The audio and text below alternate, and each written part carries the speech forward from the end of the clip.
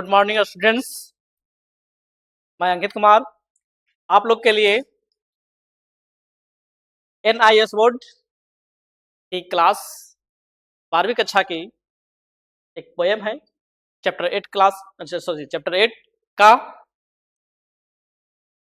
Chapter 8 में राजेश जोशी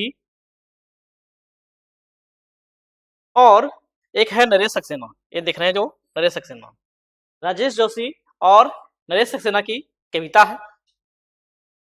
मैं first part Rajesh Joshi की कविता पार्ट 1 में आपको बता चुके हैं।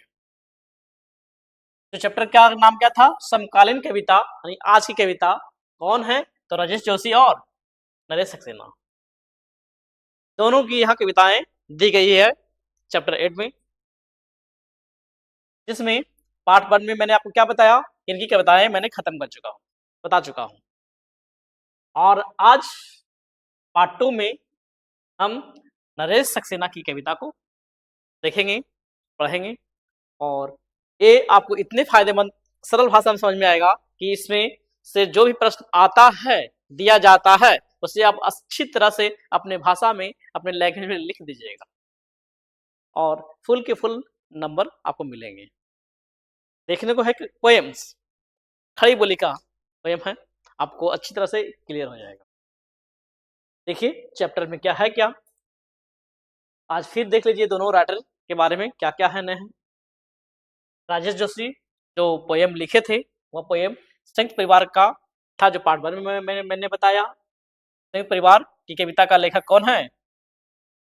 राजेश जोशी। उनका जन्म, राजेश जोशी का जन्म 18 जुलाई 1946 को, 18 जुलाई 1946 को कहाँ? नरसिंहगढ़।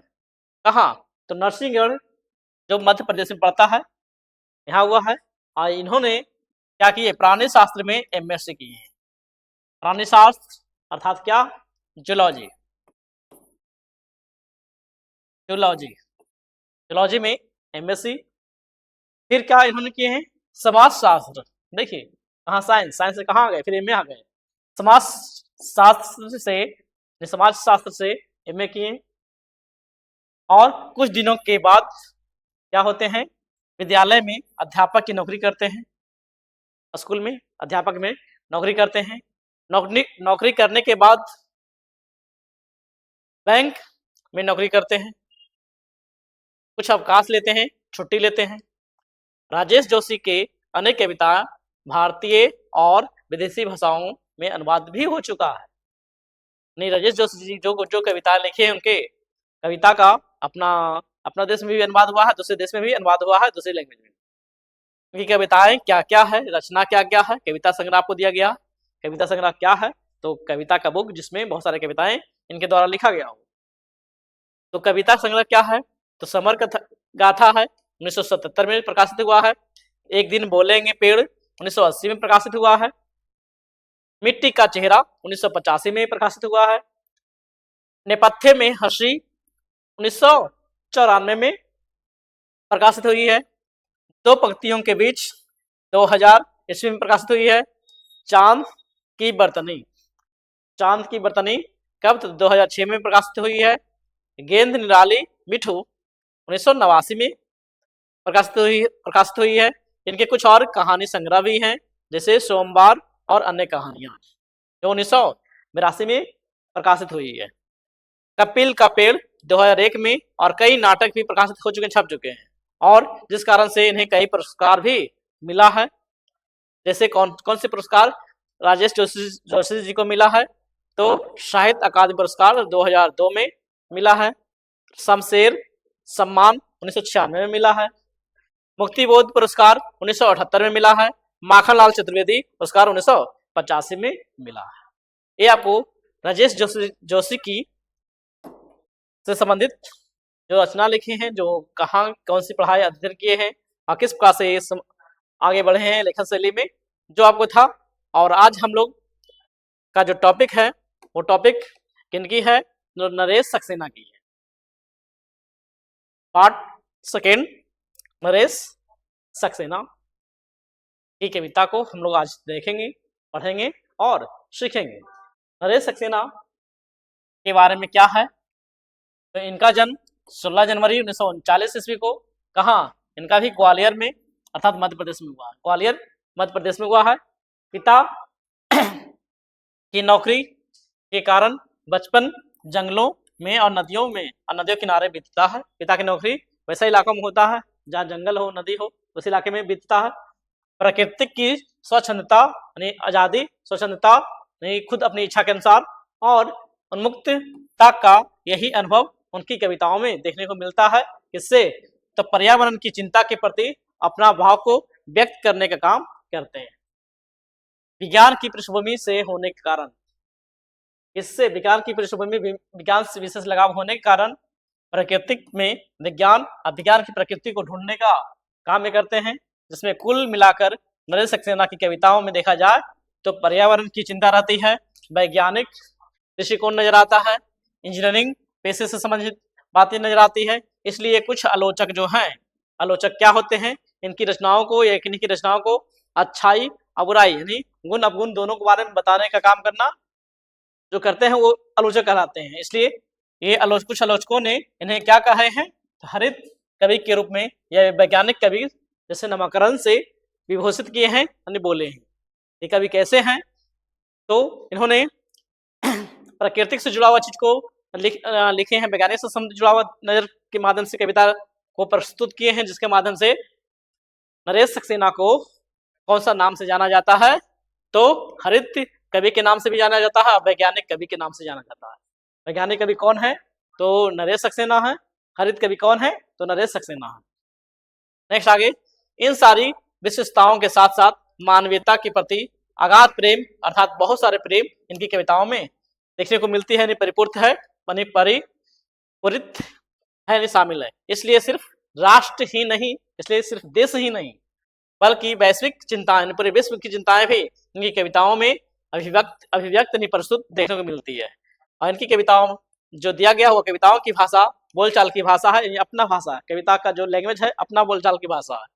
और विज्ञान की पृष्ठभूमि होने के कारण इनकी तार्किक यानी देखने की नजरिया, तार्किक खोज परख देखने को मिलती है। और नरेश सक्सेना ने कम किंतु सार्थक कविताएं लिखी, कम ही कविता लिखे हैं, ज्यादा कविता नहीं लिखे हैं, लेकिन जो भी कविता लिखे हैं सार्थक लिखे हैं, सही कविता लिखे हैं, वास्तविक चीज को दिखाने का काम किए हैं। नेक्स्ट देखिए,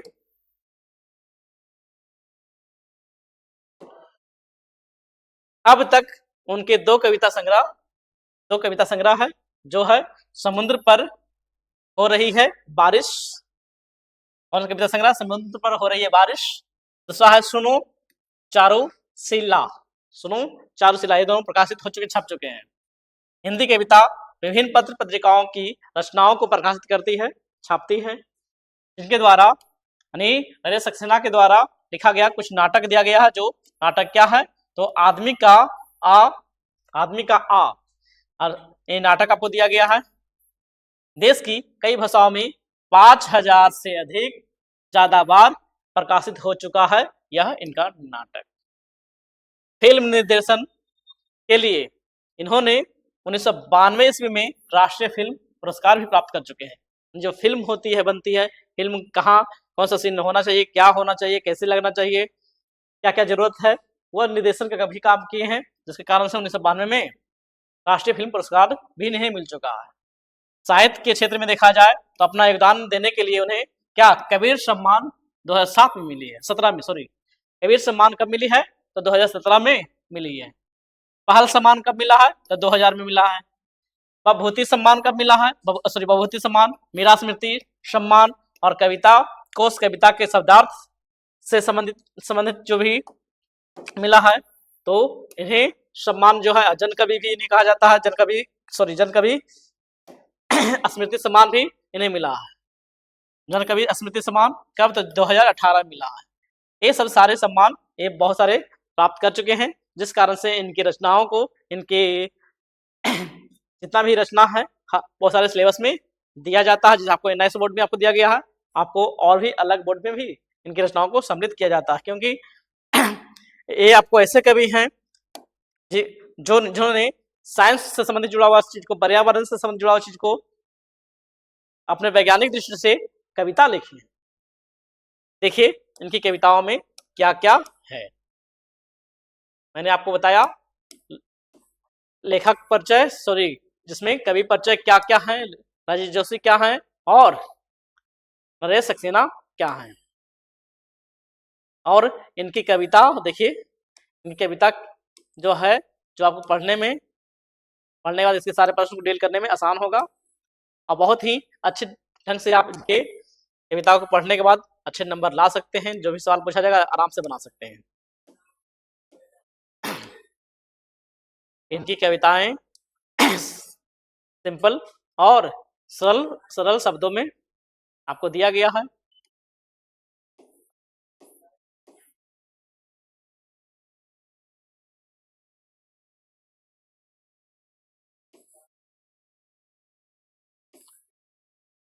समकालीन कविता नरेश जोशी जी की कविताएं आपको मूल पाठ को बताने वाले हैं।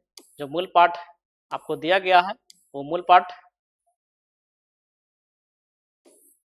में आपको जबरदस्त नजर आएगा कि मूल पाठ में क्या क्या कितना आसान से ये पोएम आपको है और समझने में बहुत ही आसानी होगा। और देखिए मूल पाठ की कविताएं यही आपको पंक्ति उठाकर आपको व्याख्या करने के लिए भी दिया देता है और साथ में साथ इसी मूल पाठ के पंक्ति के माध्यम से आपको सार से आपको प्रश्न उत्तर भी रहेगा बनाने के लिए। देखिए इसमें है क्या, जो कविता दिया गया है, जो मूल पाठ है किनकी है, नरेश सक्सेना की कविता है, समकालीन कविता है, चैप्टर 8 का। इस कविता को किस प्रकार से दिया गया है, जो कविता का शीर्षक नक्शे के नाम से दिया गया है। कविता का शीर्षक क्या है, तो कविता का शीर्षक नक्शे है। नक्शे अर्थात नक्शा, मैप। और इसमें अपना भावना को, प्रकृति की भावना को कविता में कैसे लिखे हैं, जो देखिए, जो आपको उनकी भावनाओं को आपको सामने प्रस्तुत करेंगे। नक्शे में जंगल है, पेड़ नहीं। आप देखते हैं भारत का मैप देखें, उठा के देखिए, या पूरा संसार विश्व का मैप उठा के देखिए, तो उस मैप में नक्शा में क्या है, तो नक्शे में जंगल है, पेड़ नहीं है। नहीं, जंगल दिखा दिया कि हाँ इतना इतना दूर क्या है, आपको जंगल है, लेकिन कौन कौन सा पेड़, क्या क्या पेड़ है, वो पेड़ के बारे में नक्शा में नहीं है। नक्शे में नदियां हैं, पानी नहीं। आप देखते हैं कि भारत का मैप है, हाँ यहाँ से ये नदी निकली, गंगा निकली है, यहाँ से गोदावरी है, यहाँ से जो भी है, तरह तरह के जो नदी निकले, नदी दिखाया जाता, ये नदी की रास्ता है, ये नदी है, लेकिन ये नदी में पानी है या नहीं है ये दिखाया नहीं जाता है। यानी नक्शे में नदियां हैं, पानी नहीं है। नक्शे में पहाड़ है, पत्थर नहीं है।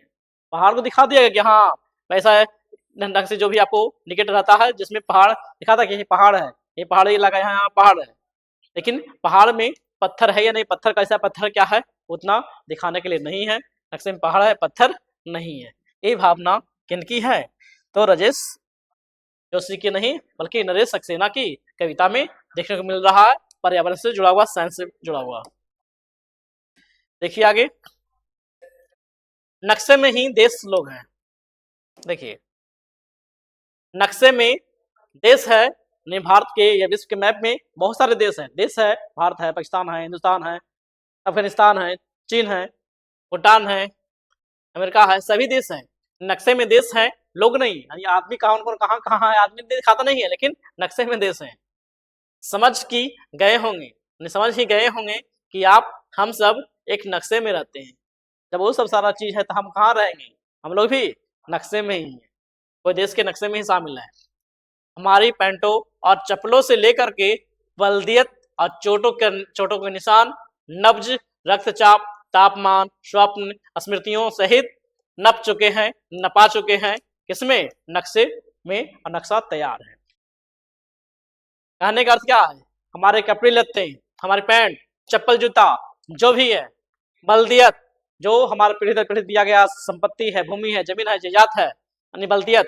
देखिए पिता का नाम, नब्ज, नाड़ी, स्मृति, यादाश्त। नप चुकना मतलब क्या, किसी के घर में आना या खत्म होना। रक्तचाप, रक्त का दबाव, ब्लड प्रेशर, जो भी सारा चीज है नक्शा में आपको दिया गया है। लक्ष्य, उद्देश्य, मंजिल होता है। बदहवास, परेशान, हैरान। पैमाना यानी मापने का आधार। पोखर, तालाब, यानी कसूरवार, गलती करने वाला, तफरीह, मन बहलाव हेतु इधर उधर घूमना, फौरन, जल्दी या तत्काल। तो ये सब शब्दार्थ आपको सबका दिया गया है, जिसमें हमारा क्या कहता है कि सारा चीज यानी हमारे पिता के द्वारा, पिता का नाम, पिता के जो चीज है, हम कहाँ से उत्पन्न हुए हैं, सारा संपत्ति जायदाद, सभी चीज हमारा क्या है, नक्शों में है। चोट के निशान, नब्ज, रक्तचाप जो भी होती है, सारा चीज, तापमान जो भी है, सभी चीज नपा चुका है, रह चुका है किसमें, नक्शों में। नक्शों में नदियां अब भी कितनी है, साफ, नक्शा में नदियां भी है, कितना साफ है, कितना चमकदार है, यह कहता हुआ हाँ तो अब यही अच्छा लगता है, कहते हैं कि हाँ नदियां साफ है, स्वच्छ है, क्या है, न है। तो नक्शा में हम सिर्फ दिखाते हैं, लेकिन है कि नहीं है वो वास्तविक रूप से जानना पड़ता है। और नक्शा जो का एक पैमाना, जो आधार होता है, कितना बड़ा और इतना में कितना क्षेत्रफल में कितना कितना क्या है, न है, वो सभी आपको नोट रहती है। यहाँ इतना दूर के पैमाना में क्या है, पहाड़ है, इतना में क्या है तो नदी है, इतना में क्या है तो जंगल है, इतना में क्या है तो वातावरण में वायुमंडल है, या उच्च भूमि है, या निचली भूमि है, या समुद्र है, ये सब के बारे में आपको रहता है। तो वही आपको दिया गया कि इस नदी नक्शा के माध्यम से आपको दिखाने का काम किया जा रहा है। नक्शा में क्या है, सब कुछ है। देखिए, सब जो भी है नक्शों में गतियां, निगति, लक्ष्य, दिशाएं, अतीत, बीता हुआ चीज, भविष्य, सब तरह के रंग रूप, सब चीज क्या नहीं है, सब कुछ है, क्या है, सब कुछ सारे नक्शे में दिया गया, मैप में दिया गया। एक लंबे क्यों, खड़े बदमाश हम पूछते हैं, लंबे क्यों, एक बड़े बदमाश जो है वो पूछते हैं, नहीं परेशान व्यक्ति, बदमाश में क्या होता है, परेशान, हैरान व्यक्ति पूछते हैं, भाई साहब कहीं हम नक्शों में से बाहर तो नहीं छूट जाएंगे। तो ऐसा हो सकता है, सारा व्यक्ति कहीं ना कहीं नक्शा में ही रहता है, कोई छूटता नहीं है। नक्शों में सबसे खतरनाक चीज भी कहाँ है, नक्शों में सबसे खतरनाक चीज भी है, उनका पैमाना भी है। उनका पैमाना घटाते ही नहीं, बल्कि बड़े हो जाते हैं, छोटे हो जाते हैं, पैमाना घटता नहीं है। देखिएगा, पैमाना घटाते नहीं है, बौने हो जाते हैं। क्या हो जाते हैं, पहाड़ छोटे, समुद्र पोखर हो जाते हैं। समुद्र क्या बन जाते हैं, पोखर छोटा। शहरों को छोड़िए, छोटे मोटे देश भी गायब हो जाते हैं। कहने का अर्थ, जब हम भारत के नक्शा आप देखते हो या पूरा विश्व के नक्शा हमको देखते हैं, तो उस मैप में क्या रहता है, अगर उस भारत का मैप उठाते हैं तो हमारा सभी राज्य के नाम रहता है, हमारा गांव के नाम नहीं रहता। तो गांव क्या हो गया, छोटा हो गया, विलुप्त हो गया, लेकिन हाँ नक्शे में ही है। फिर आपको सभी जगह आपको होने के बाद, सभी राज्य होने के बाद, भारत में सभी राज्य होने के बाद, फिर उसमें उसको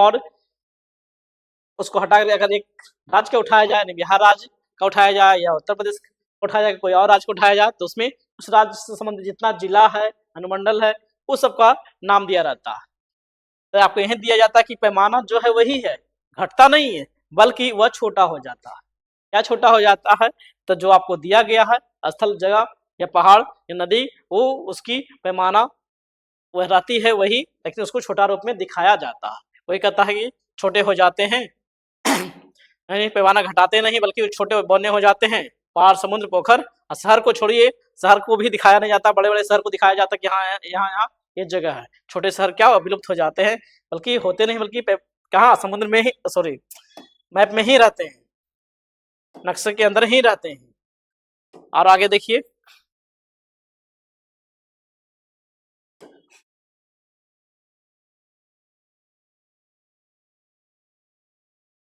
छोटे मोटे देश तक गायब हो जाते हैं, यानी इसमें दिखाया नहीं जाता, लेकिन रहता। इसमें कसूरवार नक्शे का नहीं है, यानी गलती कोई नक्शा का नहीं है। बनाने वाला क्या करते हैं, आंखें ठहराई जाती है, बनाने वाले को ठहराया जाता है, हाँ ये हमारा नालंदा जिला कहाँ है, तो नालंदा जिला कहाँ है, तो बिहार राज्य में। तो जहाँ बिहार रहेगा तो बिहार में ही क्या रहेगा, जहाँ बिहार रहेगा बिहार में ही हमारा नालंदा रहेगा।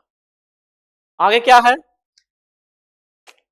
तफरीह की जगह नहीं, या नक्शे से फौरन, नक्शे से तुरंत बाहर निकल आइए। नहीं, वहां आपको तफरीह ना रखिए, वहां जगह आप नहीं रहिए, बल्कि आप नक्शे के फौरन तुरंत बाहर निकल आइए। और मुझे लगता है क्या कि एक दिन सारे नक्शे को मोड़कर जेब में रखकर कोई मस्खरा और चलता बनेगा, यानी एक दिन ऐसा होगा कि व्यक्ति नक्शे को लेकर के, नक्शा लेने के बाद मोड़कर जेब में रखेगा और जो भी समस्या रहेगा कहीं आने के लिए, कहीं जाने के लिए, सब जगह नक्शे के माध्यम से ही आएगा और जाएगा। जैसा कि हम लोग देखते हैं कि बहुत तरह के एग्जाम, कंपटीशन के एग्जाम देते हैं या कहीं और भी जाना होता है, तब आपका डिजिटल दुनिया ऐसा आ गया है कि लोग क्या करते हैं, मोबाइल से मैप निकालते हैं, मुझे कहाँ जाना है, दिल्ली जाना, मुझे कहाँ जाना है, पटना जाना, पटना में कहाँ जाना है, तो मैप के माध्यम से देख लेते हैं कितना दूरी है, कैसे आना जाना है, ट्रेन से जाना है कि बस से जाना है कि टू व्हीलर से जाना है। ये सारा पैमाना, सारा दूरी, सारा आंकलन हम किसके माध्यम से, तो मैप के माध्यम से ही फौरन निकल के बाहर निकल करके कर लेते हैं। जो मोड़ दिया नक्शा के बारे में, तो उसी नक्शे को हम देखते हैं कि मैं कहाँ हूँ, मुझे कहाँ जाने की जरूरत है, कहाँ नहीं जाने की जरूरत है, जाना आना है तो कैसे आ सकते हैं, जा सकते हैं। वो नक्शा, वो आने जाने का रास्ता जो दिखाता है, पैमाना दिखाता है, कहाँ क्या है, तालाब है, कहाँ पहाड़ है, कहाँ समुद्र है, कहाँ नदी है, किस रूट से कैसे आएंगे जाएंगे, सारे नक्शे से ही हम देख पाते हैं। जो आपको यहाँ बताया गया है, जेब में रखकर एक किया जाता है। जो नक्शा से संबंधित आपको यहाँ सवाल दिया गया है, बनाओगे, नहीं बनेगा तो आपको पीवाई क्वेश्चन में, प्रीवियस क्वेश्चन में लेके आएंगे, बताएंगे। और दोनों को प्रसंग व्याख्या क्या है, जो आपको दिया गया प्रथम अंश का प्रसंग और व्याख्या। देखिए प्रसंग में अब तक आप कविता पढ़ चुके हैं, मैंने आप कविता को पढ़ा दिया। नक्शा देखना एक बात है, नक्शा हर कोई देखते हैं, और नक्शे को किसको, और नक्शे को मानवीयता और उसकी आवश्यकताओं से जोड़कर समझना दूसरी बात है। मानव नक्शा के बारे में, नक्शा कविता को मैंने आपको बताया, और नक्शा को मानवता से या अपने जरूरत के अनुसार जो जोड़ते हैं, तो वो देखते हैं क्या है कि नरेश सक्सेना जी का जो कविता है नक्शा कैसे अन्य नक्शों से भिन्न कैसे है, अलग कैसे है। तो मानचित्र में रचनाकार रेखाओं के माध्यम से, यानी लाइनिंग के माध्यम से सहारे या मानचित्र बनाता है, इमेज बनाता है नक्शा का, जबकि कवि जो है ये शब्दों के सहारे ही कविता करते हैं। हम लोग लाइनिंग के माध्यम से नक्शा बनाते हैं, कविता के माध्यम से ही नक्शा बना दिए, और शब्द ही कविता के कुंजी है। शब्द जो है हमारा कविता का क्या है, कुंजी है, रंग है और रेखाएं। जो शब्द हम लिख रहे हैं, पहाड़ लिखे तो पहाड़ वहां आपका हो गया, फिर आपको समुद्र लिखे, समुद्र हो गया, नदी लिखे, नदी आ गया, जो जगह का नाम लिखे तो जगह हो गया। तो वो हमारे शब्द ही क्या है, कुची है। और रंग अर्थात नक्शा में हम कलर कर रहे होते हैं, तो उसी अलग अलग रंग से लिखते हैं। तो अगर रेड लिखे तो रेड को अलग नाम से दर्शा दिया गया, ग्रीन को अलग जगह जो है उसको दिखा दिए, नीला कलर अलग, ब्लू अलग, हर तरह का रंग से माध्यम से हम दिखा सकते हैं, रेखाएं ये कर सकते हैं। इसलिए बताया जाता है कि नरेश सक्सेना ने मूल रूप से बोलचाल की भाषा में कवि हैं, इसलिए इनकी कविताएं अधिकतर किसके शब्द की आम बोलचाल की भाषा से ही आते हैं। जो हम लोग कविता देखा कि हम अपना भाषा से प्रकट किया गया है, दिया गया है। व्याख्या में क्या है, तो नरेश सक्सेना के लिखने और अधिक पढ़े जाने वाले कवि हैं। तो की भी कविता नरेश सक्सेना की है, तो इस कविता जो है वो अधिक पढ़े और लिखे जाने वाली कविताएं हैं। अब तक उनके 2 कविता संग्रह ने समुद्र पर हो रही है बारिश, आसुनो, चारुशीला प्रकाशित हो चुके हैं, छप चुके हैं। नक्शे उनके प्रथम संग्रह की आखिरी कविता है। जो नक्शा, जो कविता आपने देखा, जो मैंने आपको पढ़ाया, उनका जो कविता है वो प्रथम और आखिरी कविता है। अब तक आप इस कविता को पढ़कर, जानकर और अलग अलग प्रश्नों को जवाब देकर समझ चुके हैं। जैसे कविता में नक्शे की अवधारणा को अलग अलग दृष्टि से देखा गया, अब बताया भी गया। मूल रूप से किसमें, मानवीयता को, बाजारीकरण को, मानवीयता में क्या आ गया कि मैं कहाँ हूँ, मैं यहाँ का भावना कैसा है, इस राज्य में पढ़ा लिखा की शिक्षा कैसी है, मैं मैप के माध्यम से ढूंढ के बता सकता हूँ। बाजारीकरण में कैसे आ गया कि हाँ मुझे क्या मोबाइल लेना है, कौन सी कंपनी का मोबाइल लेना है, तो बहुत सारी कंपनी आती है, तो सब दुकान कहाँ है, मैप पे हम सर्च करते हैं, ढूंढते हैं कौन से शहर में कहाँ मिलती है। तो जो भी हम बाजारीकरण आ रही है, बहुत सारा स्कूल है, कॉलेज है, कहाँ है, तो जो लोकेशन के माध्यम से देख रहे हैं, मानवीयता और बाजारीकरण ये दोनों हमारा भावना क्या है, कौन सी सामान कैसे मिलती है, ये मानवीयता आ गया। बाजारीकरण में आपको जगह के नाम आ गया कि जहां से मुझे जरूरत है जाना है या कोई वस्तु लानी है। उसका असर किसकी, पर्यावरण की चिंता पर है। और मूल रूप से विज्ञान इंजीनियरिंग की अध्येता में होने के कारण, विज्ञान साइंस से जुड़ा होने के कारण, इंजीनियरिंग के बारे में जानने के कारण होने कारण, अध्येता योग्यता होने के कारण नरेश सक्सेना का वैज्ञानिक दृष्टिकोण इस भिन्नता के कारण है। क्योंकि कविता का जो लिखे हैं भावना विज्ञान से जुड़ा हुआ कविता है और ये साइंस से इंजीनियरिंग से लगा हुआ कविता है कि हाँ इनका नजर कविता पे है, लेकिन दृष्टिकोण नजर किसके माध्यम से है, तो साइंस के माध्यम से है।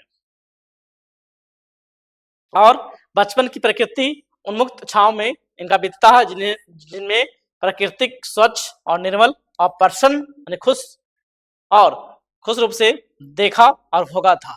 यानी प्राकृतिक में रहते हुए, स्वच्छ भाव वातावरण में रहते हुए ये सभी चीज के बारे में जो एहसास है, फीलिंग्स है, उसको प्रस्तुत करने का काम किए हैं। इसीलिए किसी भी परिजन यानी किसी भी व्यक्ति की तरह कविताओं में नरेश सक्सेना की प्रकृति और पर्यावरण की दुरावस्था यानी अलग अवस्था प्रति देखा जाए तो उसकी प्रति चिंता व्यक्त किए करते हैं, सोचने पर मजबूर कर देते हैं। और वस्तु और पदार्थ की कवि के लिए मानव की ही तरह सजीव होता है। वस्तु पदार्थ किसके लिए, मानव के समान ही प्रस्तुत होता है कि मानव एक तरह का क्या सजीव है। हम कहीं आ रहे जा रहे हैं तो हाँ यहाँ इसके माध्यम से आ सकते हैं, जा सकते हैं, कहाँ आना जाना है तो वो हमारा देखने के लिए क्या है, नक्शा। नक्शा के बिना हम कुछ विशेष जगह आदान प्रदान नहीं कर सकते हैं, कोई वस्तु ला नहीं सकते हैं, पहुंचा नहीं सकते हैं। आजकल लोग कहीं जाते हैं तो या गाड़ी में मैप लगा करके मोबाइल के माध्यम से चलते हैं, लोकेशन ट्रैक करते हैं। कविता में कवि की इन भावनाओं को देखा और परखा जा सकता है कि इनकी सोच विचार कैसी रही इस साइंस विषय लेकर के कविता को लिखने में और चलने में। और यही सब सारी चीज आपको इसमें दिया गया है। नक्शा पे नक्शा कैसा है, नक्शे में जिसमें जंगल है तो है, इसमें जंगल तो है पर पेड़ नहीं, नदियां हैं तो पर पानी नहीं, और पत्थर हैं पर पत्थर पहाड़ है पर पत्थर नहीं। और तो इन नक्शों में देश दिखाई पड़ते हैं किसमें, मैप में, नक्शा में। तो मैप नक्शा में हर चीज है और नक्शा के माध्यम से इन कविता को रचा है। उनकी जीवनता जीवन पर यापन होता है जो गायब है। मैं कहाँ जी रहा हूँ नहीं पता, लेकिन हाँ जगह है। नदी का पानी के बिना, नदी है लेकिन पानी है या नहीं है पता नहीं, लेकिन कविता लिखा गया या मैप बनाते दिखाते तो उसमें दिखा देते हैं कि हाँ कलर कर देते हैं ये यहाँ पर ये नदी है। अब इस नदी में कलर कर दिए, नदी है, नाम लिखा गया ये नदी है। कौन नदी, गंगा नदी है, नर्मदा नदी है, कावेरी है, लेकिन इसमें पानी है या नहीं है ये दिखाया नहीं जाता है। और पहाड़ का पत्थर के बिना, पहाड़ दिखाया जाता है, पत्थर कैसा नहीं है ऊंचा कर दिया जाता है। और देश के लोगों के बिना अस्तित्व क्या है, कोई है ही नहीं। अस्तित्व जो भी है वो देश के ऊपर ही है। हमारा देश है तो देश के अंदर ही हम लोग रहते हैं और उसमें रंगे बसे हैं।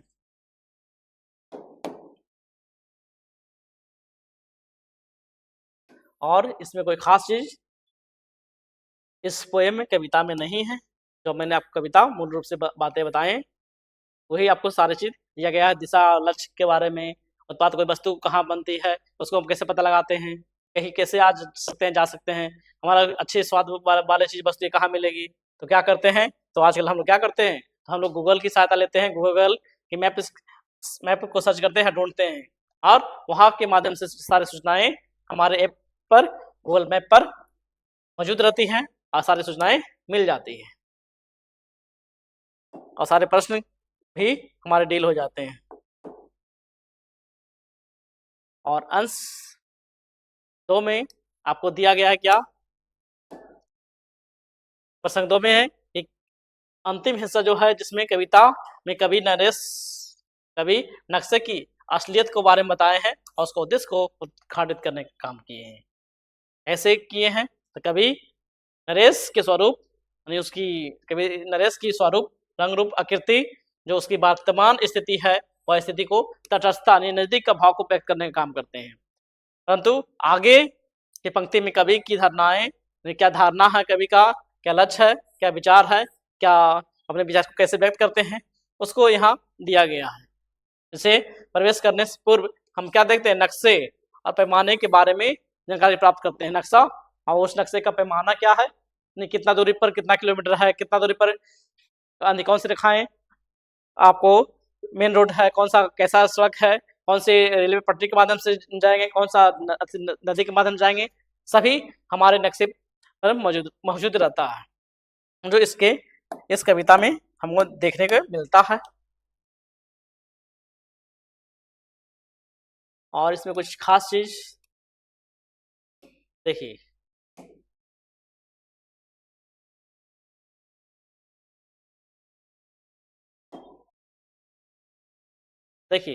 इसमें भी दिया गया नरे सक्सेना मानवीयता का गुण में जैसे प्रबल पक्षधर के हैं, जैसे मनुष्य अपने जिन गुणों के कारण मनुष्य कहलाता है उसे उसे खोते चले जा रहे हैं। चिंता का विषय क्या है, कविता में जो व्यक्त हुआ है, जैसे बाजरे की रोटी, धनिए पुदीने की चटनी और नक्शे में समा जाना। मतलब कहने के अर्थ क्या है, बाजरे की रोटी है या धनिया पुदीने का जो भी पदार्थ है, ये हमारे कहाँ मिलता है, मसाले कहाँ से प्राप्त होते हैं, केरल से होते हैं कि असम से क्या मिलता है, मेघालय से क्या मिलता है। सभी राज्य की जो खाने वाले सामान हो गया या मसाला हो गए या पेय पदार्थ हो गया, जो भी ढूंढते हैं, कहाँ से ढूंढते हैं, कहाँ से लाते हैं, किस माध्यम से आता जाता है, तो हमारे एक नक्शे के माध्यम से सहयोग मिलता है, जो हमारा एक वैश्वीकृत हो चुकी है, यानी ग्लोबल अवस्था पे हम देखते हैं तो वैश्वीकृत व्यवस्था हो गया। ये हमारी दुनिया संसार जो है एकीकरण हो चुकी है, एक दूसरे से लगाव हो चुका है, जुड़ चुका है, जिसमें मनुष्य ही वह प्राणी है जो अपनी परंपरा, संस्कृति और स्मृति को बनाए हुए संजोए हुए सहेज करके रखा है। और बल्दियत अर्थात हमारे जो पीढ़ी के पहले लोग दे गए हैं, जो प्राप्त है, और चोटों के निशान ऐसी और इशारा करते दिखाने का काम करते हैं। और नक्शे के इस विराट रूप बड़े रूप को समझ हमारे स्वप्न को, हमारे स्मृति या यादपन को, परंपरा को और संस्कृति को, सब कुछ खतरे में है।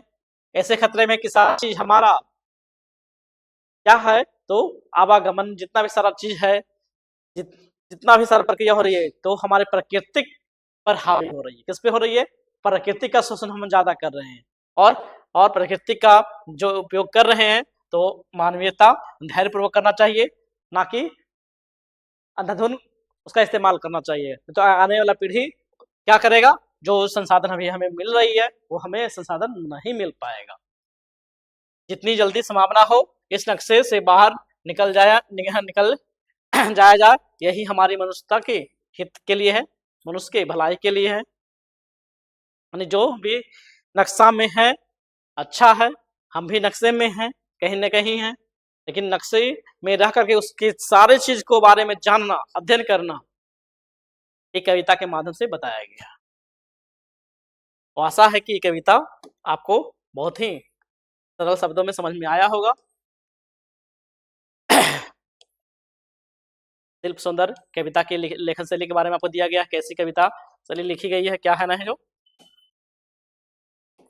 कैसे पैमाना घटाते हैं, बौने हो जाते पहाड़, इसके बारे में बताया गया कि घटाते पैमाना, जैसे कि हम पूरा विश्व का मैप लें, इसका पूरा विश्व का नक्शा लें, विश्व का नक्शा में क्या हमारा शहर दिखेगा, नहीं दिखेगा, शहर को क्या क्या कर दिया, छोटा कर दिया जाता है, शहर को हटा करके बड़े महाशहर को, बड़े जो विश्व का मैप आता है तो क्या आएगा, यहाँ देश का नाम आएगा, क्या आएगा, देश का नाम, देश के अंदर शहर है, ये हटा दिया जाता है जी, इसका मैप छोटा हो जाता है।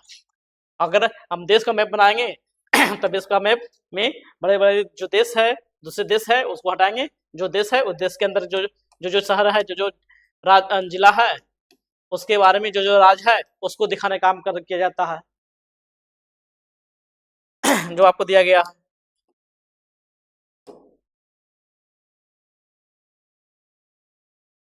और इसमें कोई खास पोयम में नहीं कुछ दी गई है, आशा है कि बन जाएगा। एक और भी दिया गया छोटा सा पोयम है, देखिए,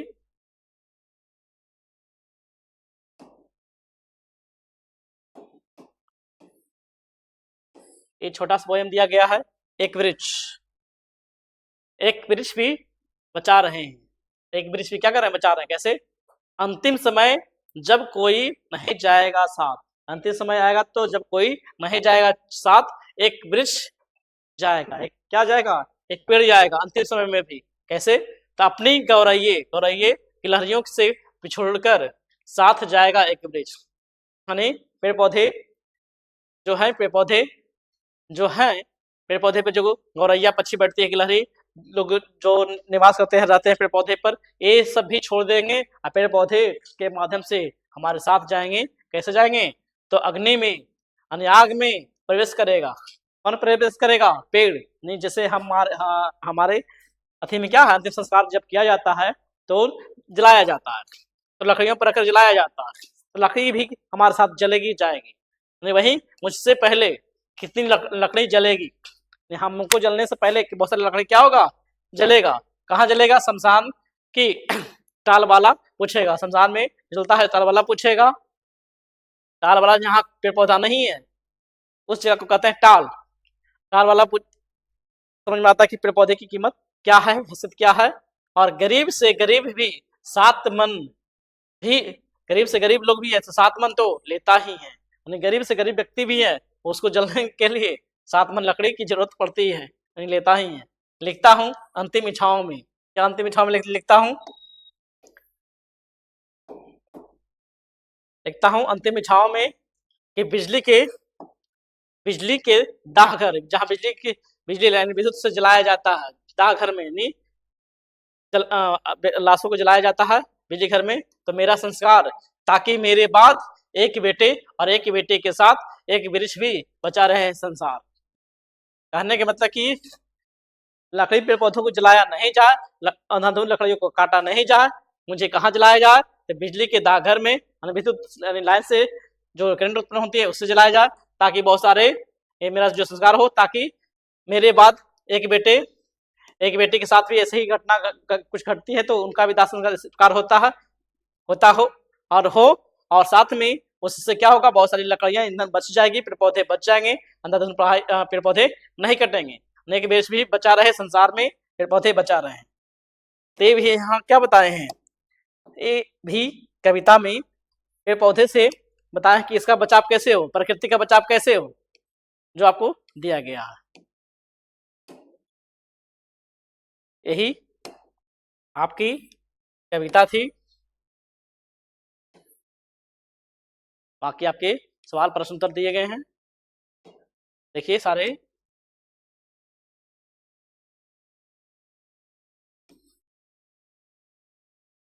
ये सब सारे प्रश्न आप लोग बनाइएगा एमसीक्यू में, और बाकी और भी माध्यम से आपको सारे प्रश्नों को लेकर आएंगे, जिस क्लास से आपको एग्जाम में जो भी प्रश्न आए वो छूटे नहीं। संयुक्त परिवार के बारे में बताया गया, संयुक्त परिवार संबंध के बारे में बताया गया, ताला में खुशी परिचय के बारे में बताया गया, कविता का मूल संदेश क्या है, क्या भावना है उसके बारे में बताया गया, संयुक्त परिवार और एकल परिवार के बारे में आपने देखा, और कुछ पंक्तियों की व्याख्या आपने देखी। नक्शा, तो नक्शा के बारे में आपने कविता का मुख्य भाव को जाना, विषय वस्तु के बारे में आपको बताया गया, नक्शे की कविता का क्या कहना चाहते हैं, नक्शा कविता के माध्यम से हम लोग क्या जगाना चाहते हैं उसके बारे में बताया गया, और कवि के इस विचार से आप कितना सहमत हैं, अपना पक्ष विपक्ष जो बातें हैं वो बताने के बारे में दोनों बात को आपको रख के बताया गया। आशा की कविता समझ में आया होगा, और इस कविता को के माध्यम से जितना प्रश्न आपको एग्जाम में आएंगे, आशा की आप कंप्लीट कर पाएंगे। नहीं होगा तो आपको फिर से आपको एमसीक्यू और साथ में प्रीवियस क्यू प्रश्न के माध्यम से आपको सारे प्रश्न को लेकर आएंगे, उसमें आपको कंप्लीट हो जाएगा। आज क्लास को यहीं समाप्त करते हैं। धन्यवाद, थैंक यू।